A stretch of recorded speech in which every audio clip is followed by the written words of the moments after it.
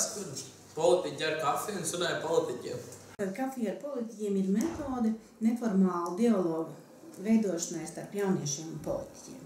Rezultātā jaunieši iepazīst pašvaldības un lēmumu pieņēmēju darbu, iegūst iespēju pastāstīt par sev svarīgo, un savukārt politiķi gūst priekšstatu par to, kas jauniešiem ir svarīgs un vajadzīgs. Lai iegūtu, protams, jaunu pieredzi, arī lai palīdzētu citiem, iepriecināt, kas ir pats galvenais, kad pats galvenais ir jaunieši iepriecināt, lai viņiem būtu šeit ko darīt.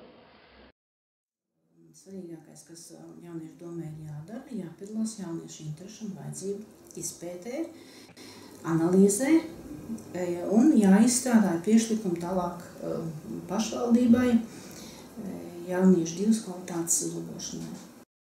Tad janvārī mums ir barikāžu diena, tad noteikti šis pasākums Liepājas ielā, kas ir it kā ģimenes pasākums, bet arī ko jaunieši organizē ar dažādām aktivitātēm.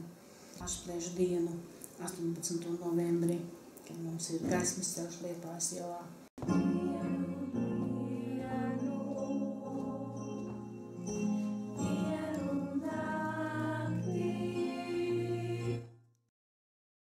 Brīvprātīgais darbs ir, ka tu strādā un to nemaksā. Tad, kad tas nav piespiedu darbs, ka tev neviens neuzspiež to darīt. Jauniešu brīvprātīgais darbs ir brīvprātīga līdzdalības forma. Es ar draudzenēm pieteicāmies projektā par Baltijas jūras tīrību, kur vairāk cilvēku apceļoja Baltijas jūru vai kaut kā tam līdzīgi ar velosipēdiem, jāstaigā pa kuldīgi un jāvāc paraksti. Brīvprātīgā darba uzskaite. Tad te grāmatiņā fiksē datumu, nostādātās stundas, darba veikšanas vieta, veiktie pienākumi, pasākumu nosaukums un aktivitāte.